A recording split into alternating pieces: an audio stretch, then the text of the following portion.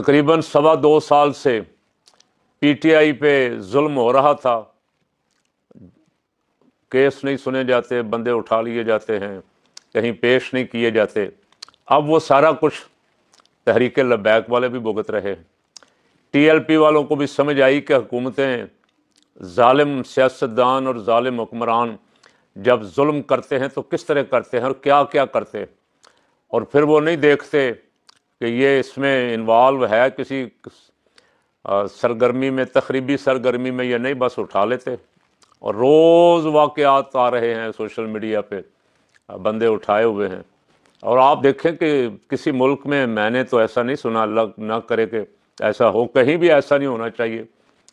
साद रज़वी और अनस रज़वी को 13 अक्टूबर से गायब किया हुआ, किसी अदालत में पेश नहीं किया, किसी मजिस्ट्रेट के सामने पेश नहीं किया, और कोई अदालत पूछ भी नहीं रही कि भाई 2 बंदे एक जमात के लीडर हैं, सरबराह हैं, वो गायब हैं, आपको बताओ किधर हैं। कोई पूछने वाला भी नहीं है। कोई अदालत कोई नोटिस ले लेती थी, कोई अदालत भी नोटिस लेने वाली नहीं।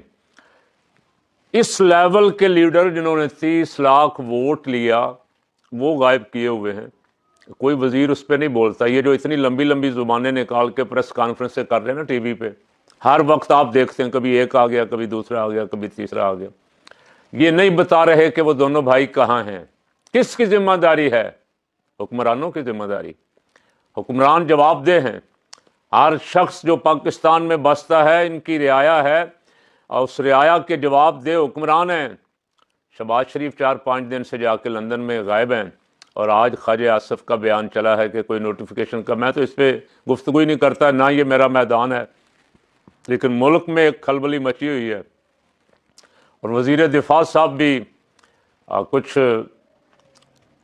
चाय पी के या ठंडा पी के आराम फरमा रहे हैं, कोई जवाब, कोई ब्रीफ नहीं कर रहे कौम को कि क्या सूरत है। आज उनका एक ट्वीट आया है जिसमें उन्होंने कहा है कि वो नोटिफिकेशन का कोई मसला नहीं है, अपने वक्त पे नोटिफिकेशन हो जाएगा। वज़ीर आज़म साहब पहुंचने वाले हैं पाकिस्तान में। तो ये तो भाई एक निज़ाम तयशुदा होता है, सारा कुछ वक्त पे पहले ही सब कुछ, हर शय तय हो चुकी होती है। यहाँ अभी तक आप भंग पी के क्यों बैठे हुए हैं?